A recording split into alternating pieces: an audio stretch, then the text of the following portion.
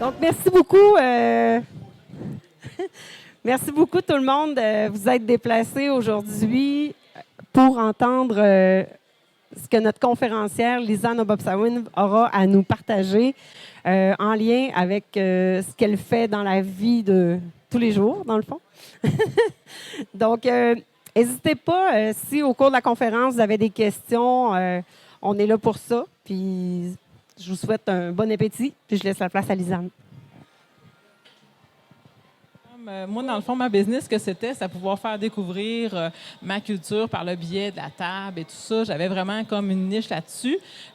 Puis, dans le fond, ce que je me suis aperçue avec les années, c'était que quand que mon fils, une année, devait se décrire durant une rentrée d'école, il devait se dire qui il était. Puis, il y avait un vêtement traditionnel qui était à ruban, là. Puis, il a dit « Ah, moi, j'ai ce vêtement-là parce que je suis québécois. » OK, là, j'ai vraiment raté solide ma patente. Tu sais, je diffuse beaucoup à l'extérieur, mais dans mon chez-nous, là, c'est le bordel. Fait qu'on va essayer de faire un peu le ménage là-dedans. Et de là est arrivé, dans le fond, Famille d'autrefois. On avait discuté, moi puis mon conjoint, on était deux mordus de l'histoire. Et dans le fond, ce qu'on a décidé de faire, c'est de faire un genre d'animation historique. Et on avait décidé de se mêler pas mal de politique en allant dans le 19e siècle, qui est un trou béant, dans le fond, dans l'animation historique, parce que ce qu'on retrouve généralement dans les festivals, c'est quoi? Quand on décide de s'en aller, par exemple, aux Fêtes de la Nouvelle-France, c'est 18e siècle. Si on va au marché public de Pointe-à-Calière, c'est 18e siècle. Si on va au village québécois d'antan, c'est 20e siècle. Où est-ce qu'il est 19e? Je sais pas, dès qu'il est perdu quelque part. Fait qu'on s'est dit, on va vraiment essayer d'aller dans le noyau dur de l'identité québécoise et de l'identité autochtone. Tout le beau mélange culturel qui s'est passé là, il y en a eu beaucoup. Puis, dans le fond, même si c'est un sujet tabou parce que c'est très politique, puis qu'on dit qu'il ne faut jamais parler de politique à la table, ben moi, j'en parle pas mal. Beaucoup, beaucoup, beaucoup, beaucoup, mais ça fait partie un peu de l'expérience. Donc, on avait décidé de partir ça. On avait décidé d'être en habit du 19e, puis faire des animations historiques comme ça. Mais ça pognait pas bien, justement, parce que c'était un peu trop politique, puis les gens avaient peur un peu, peur des mots, peur des expressions, peur des... C'était comme... Tout le monde marchait sur des œufs, vraiment, sur ce type d'animation-là. Est arrivée par la suite la pandémie, la super COVID. Et... disons que Famille d'autrefois était sur pause à partir de ce moment-là. De toute façon, moi, je fonctionnais surtout sur Traiteur Québénaki encore, énormément. Et je peux vous dire qu'avec la COVID, ce qui s'est passé, c'est que je me suis ramassée de 30 000 $ de contrat au mois de janvier à 0. Ça a fait patate totalement. J'avais comme plus rien du tout. Je suis sûre que je ne suis pas la seule non plus à la table ici qui s'est ramassée avec un salaire beaucoup moindre que ce qui était rendu. Puis moi, ben, comme c'était de l'événementiel, puis que ce que je faisais seulement comme entreprise au niveau... de l'événement. Je ne faisais pas d'autre chose. Comparativement à d'autres traiteurs qui ont décidé de se rediriger à faire des menus, exemple, pour... c'était des plats que le monde pouvait aller acheter, ou bien il y en a qui sont carrément reconvertis en faisant des plats qu'on pouvait aller chercher au comptoir, par exemple, des mets pré-préparés. Là, beaucoup de traiteurs se sont ramassés dans cette catégorie-là. De mon côté, ben, j'étais tellement nichée que je ne pouvais pas vraiment faire ça. Je me suis dit, bon, est-ce que le monde de Montréal va venir virer à Bécancour pour aller chercher un mets traditionnel autochtone? Bien, il y en a quelques-uns qui me l'ont demandé, mais c'était pas la panacée. Fait que j'ai mis carrément l'entreprise sur pause aussi pendant les 2 ans. Là. Dans le fond, ça redémarrait, ça rechutait, ça redémarrait, ça rechutait. J'étais sur le break puis avancé comme ça pendant 2 ans de temps avec la COVID. Fait que ça a été vraiment, vraiment, vraiment l'enfer. Mais ce que ça m'a permis de faire, c'est que ça m'a permis de pouvoir m'asseoir, commencer à lire énormément sur la période du 19e siècle et à ce moment-là, de commencer à comprendre un peu ce qui se passait au 19e siècle avec Famille d'autrefois et la faire avancer, cette compagnie-là. Donc, l'OBNL elle a décidé de manger finalement le Traiteur Québénaki. Et désormais, ce que je décide de faire en tant qu'entreprise, c'est que je me spécialise, dans le fond, dans le patrimoine matériel et vivant et dont le patrimoine culinaire. Donc, le but premier, dans le fond, de Famille d'autrefois, désormais, n'est plus de faire des animations comme ça dans des festivals ou quoi que ce soit, mais plutôt d'éduquer les gens, d'expliquer, dans le fond, parce qu'on dit, il y a une expression qui dit « Dis-moi ce que tu manges, je te dirai qui tu es ». ben c'est un peu ça, famille d'autrefois, c'est que je vais aller chercher, dans le fond, l'essence même de qu'est-ce que nos aïeux mangeaient, de ce que les Autochtones mangeaient, puis je vais vraiment l'expliquer. Puis souvent, on a beaucoup plus d'influence qu'on le pense. On a eu beaucoup de mélanges qui se sont faits, autant au 18e siècle, autant au 19e siècle, autant au 20e siècle. Et dans le fond, c'est avec tout ce beau mélange-là que je finis par créer des ponts. Souvent, quand les gens vont décider de manger ce que je fais, moi, dans le fond, toutes mes assiettes ont une histoire. Je vais l'expliquer, le mets. J'ai de la giblotte sur mon menu. Tu sais, les gens m'ont dit « la giblotte ». Festival de la giblette de Sorel, mais c'est pas juste ça. C'est pas juste une soupe, c'est pas juste une soupe de poisson. Moi, je la fais à la sauvagine, je la fais avec du canard, et j'explique pourquoi est-ce que je la fais avec du canard. C'est que initialement, la giblotte était faite avec du canard, et j'explique pourquoi. C'est que à partir de 1927, on a interdit la chasse à la sauvagine pour les Canadiens français et les Autochtones. Alors, à partir de ce moment-là, oui, c'était juste réservé aux Britanniques, ceux qui ne savaient pas, là.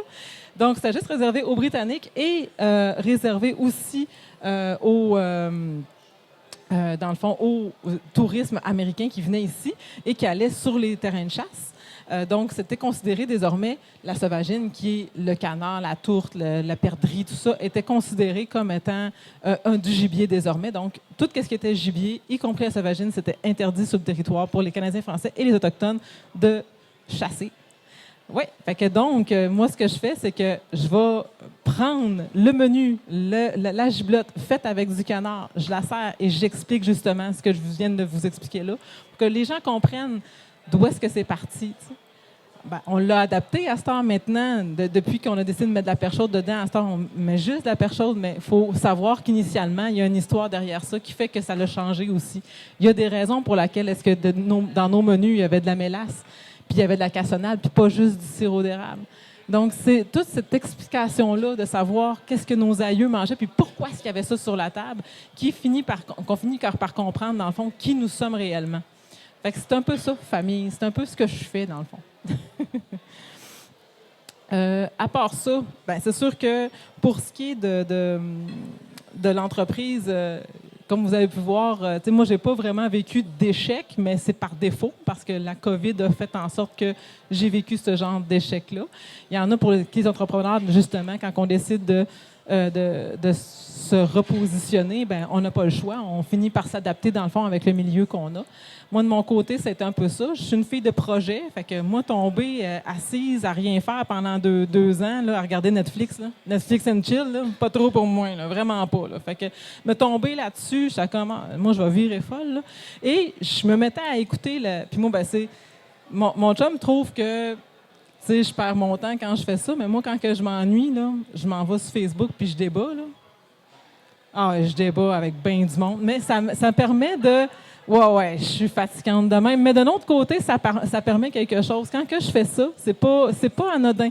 Je le fais pourquoi? Parce qu'en même temps, souvent, c'est sur des sujets bien précis. Là. Je ne me mettrai pas à m'obstiner sur la COVID. Là. Ça, regarde, je laisse ça à d'autres. Mais de mon côté, je vais me mettre des fois à parler parce que souvent, il va y avoir des discussions sur ce que le Parti québécois va avoir fait ou va avoir choisi ou va avoir... Puis là, ben moi, je me dis, ben oui, mais historiquement, puis là, je commence à faire l'éducation sur Facebook. Mais en même temps, ce que ça me permet de faire, c'est que ça me permet de pouvoir faire, après ça, monter mes conférences et de pouvoir expliquer vraiment tout de A à Z ce que j'ai à expliquer devant les gens. Si j'ai pas ce pouls-là, puis que je considère que tout le monde a la même expertise que moi dans le domaine, ben on n'y arrivera pas. Là. Fait on y arrive comme ça, puis ça me permet de pouvoir discuter avec les gens, d'avoir du vocabulaire, dans le fond, en fonction de ça aussi, puis de dire aux gens, il n'y en a pas de questions niaiseuses, vous pouvez me poser n'importe quoi. N'importe quoi. Il y en a qui se disent, je sais, la question numéro 1, c'est pourquoi est-ce que vous ne payez pas de taxes? Ça vient tout le temps. Mais il n'y a pas juste ça. Mais celle-là non plus, elle n'est pas niaiseuse. Puis je me permets de pouvoir y répondre aussi. Donc, c'est un peu ça que je fais. C'est avec tous les préjugés qu'on entend, que je vois sur Facebook, puis qui est pesant, là, puis qui est résistant, là, qui vient majoritairement, dans le fond, des médias ou qui viennent qui sont issus, dans le fond, de préjugés qui sont très, très, très, très ancrés, bien, ça me permet de pouvoir creuser dedans bien, comme il faut, puis aller chercher vraiment l'origine d'eux, puis de la déconstruire au fil du temps. Fait que dans le fond, c'est ce que je fais. Famille, ce que c'est que des fois, je fais des tables comme ça, on peut manger ensemble. Je fais découvrir, dans le fond, la cuisine traditionnelle québécoise, mais revisitée. Même chose que la cuisine traditionnelle abénaquise et revisitée. Et sinon, ce que c'est aussi, c'est des conférences, évidemment, avec des images bien marquantes sur l'histoire des Abénakis, entre autres, sur une autre sorte d'histoire, souvent qu'on entend peu ou pas, qui souvent détonne un peu de ce qu'on va entendre dans les médias traditionnels, avec une universalité qu'on a chez les Autochtones, par exemple. Moi, j'essaie de dire, non, regarde, c'est pas l'histoire... C'est pas l'histoire des Autochtones, c'est les histoires des Autochtones. Il n'y en a pas une pareille. Puis si on prend une à la suite de l'autre, puis qu'on comprend bien l'essence même de la problématique de chaque communauté, on finit par savoir qui on est. Puis on arrête d'évoluer en silo. Puis on arrête, dans le fond, d'être tous les deux des solitudes qui évoluent chacun en parallèle. Les Abénakis, c'est ça qu'on fait. On est collés sur vous. Moi, je suis collée sur vous autres, puis... Je vous dirais que c'est pas mon core business ici, là. Moi, je vous dirais que la majorité des gens qui m'appellent sont à Sherbrooke, sont à Montréal, puis sont à Québec. Ils sont même pas au centre du Québec, alors que on est collés sur vous autres, puis il y aurait vraiment une possibilité énorme de pouvoir faire affaire avec vous. Les entrepreneurs, dans le fond, du centre du Québec, qui sont abénakis, ont déjà des difficultés en raison de leurs préjugés. Des préjugés des gens qui vont dire « Ah, il va toujours arriver en retard. Moi, qui c'est qui était là en premier ici à midi? C'était à moi. Hein? Je déconstruis le préjugé que j'arrive toujours en retard. Mais c'est un peu ça, en fond. C'est qu'on est là pour pouvoir faire affaire avec vous. Puis il y a plein de choses. C'est pas nécessairement toujours issu. Les gens pensent que quand on parle d'entrepreneuriat autochtone, automatiquement, ça a le rapport avec la chasse, la pourvoirie, sinon de quoi de très ce que j'appelle indien avec des plumes en arrière. C'est pas rien que ça. C'est pas juste du tourisme, de l'attrape-tourisme ou quoi que ce soit. Ce n'est pas juste ça. C'est aussi des gens qui ont à soif de faire découvrir des fois leur culture, mais à la fois aussi d'autres gens qui décident de se partir en affaires, autant comme vous, qui décident de faire, par exemple, je ne sais pas moi, une entreprise d'infographie, par exemple, mais qui, même si ce n'est pas issu culturellement chez des Abénakis, ben ça reste quand même des entrepreneurs de chez nous et à encourager. Est-ce qu'il y en a qui ont des questions? Oui. Pourquoi je ne paye pas de taxes? Parce que je suis une privilégiée. Je suis une personne rouge privilégiée. Non, sans farce. Je peux te la poser. Tu peux pas le savoir, c'est une joke. Hein? Mais bref, il y en a d'autres questions. Non, je suis même pas de Wonlinac. Moi, je suis native d'Odanak. Je suis native d'Odanak, mais j'habite à Bécancour. Moi, je me promène sur le territoire. Non, j'aime bien ça, être nomade. J'étale mon territoire. Mais c'est un peu ça. D'ailleurs, la réconciliation, c'est un peu ça aussi. Hein? Dans le fond, ce qu'on essaie de faire avec les Abénakis d'Odanak, ont ce qu'on appelle une Dakina, qui est justement en raison du territoire. Puis ils s'en vont justement essayer d'avoir une espèce de réconciliation pour faire une alliance souvent avec des gens qui sont déjà issus sur le territoire aussi. Fait qu'on a déjà un partenariat, par exemple, avec les parcs nationaux. C'est pas mal ça qu'on a déjà présentement. Oui, Gentilly, c'est le parc régional, mais tu as ça, tu as sinon à Sherbrooke, Mont-Ham, tout ça. Et le but n'est pas de se réapproprier le territoire. Il y en a qui ont bien peur de ça, là, mais dans le fond, c'est juste de créer une collaboration et de faire valoir qu'on était là, oui, mais que c'est une richesse, dans le fond, d'avoir des Autochtones sur le territoire et non pas quelque chose à dénigrer. Là. Fait que voilà. Alors, merci beaucoup. Est-ce qu'il y avait d'autres personnes qui avaient des questions, peut-être pour Lisanne? Peut-être en mangeant. Moi, je voudrais tout simplement vous remercier aujourd'hui d'être présent. C'est très agréable de pouvoir réseauter avec vous tous. Et puis, comme vous le savez déjà aussi, il va y avoir 3 autres entrepreneurs abénakis aussi qui vont pouvoir être présents dans le même genre de formule. Il va y avoir Brian Cloutier qui fait de l'excavation. Donc, si jamais dans vos entreprises, vous avez besoin de ce type d'entreprise-là, il est disponible. Il va y avoir Yves Panadi qui fait des pâtes, les pâtes La Sublime. C'est des pâtes sans glucides. Donc, s'il y a des gens qui aiment beaucoup manger des pâtes, mais qui se sentent coupables de manger des pâtes, mais c'est des pâtes avec beaucoup de fibres et très peu de glucides, donc très peu de glucides nets et avec des protéines, donc c'est bon pour la santé.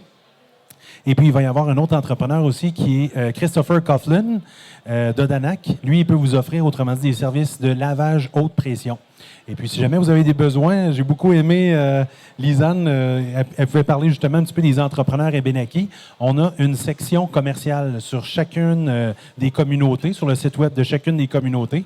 Donc, si jamais vous avez des besoins au niveau des entrepreneurs à Benaki, ça va nous faire plaisir là, de pouvoir collaborer ensemble de ce côté-là. J'en profite aussi entre-temps pour vous mentionner, vous êtes au restaurant Le Jinko, qui est en haut, mais il y a aussi un restaurant qui est en bas, le bar L'Octogone. Donc, si jamais vous passez au casino, vous pouvez aussi aller manger au niveau de l'autre restaurant qui est juste en bas, qui n'exige pas de réservation. Je ne sais pas, Marie-Ève, est-ce que tu voulais prendre un petit peu la parole pour faire une petite présentation? Ou Merci tout le monde. Merci Stéphane. Merci Lisanne pour ta conférence écourtée. C'était vraiment intéressant. On en aurait pris 1 heure de temps, tu sais. Mais ça fait plaisir de pouvoir faire du maillage justement avec les belles entreprises issues de nos territoires et de nos territoires qui font partie de la Chambre de commerce, en fait. Moi, je souhaite juste qu'on envoie plus de ça, en fait, justement, dans nos activités pour faire encore plus de maillage, encore plus de réseautage. Donc, Stéphane, Lisanne, invitez-les pour qu'on puisse connaître des belles entreprises, des beaux joyaux comme ça au sein des commerces de la région. Merci. Bon dîner.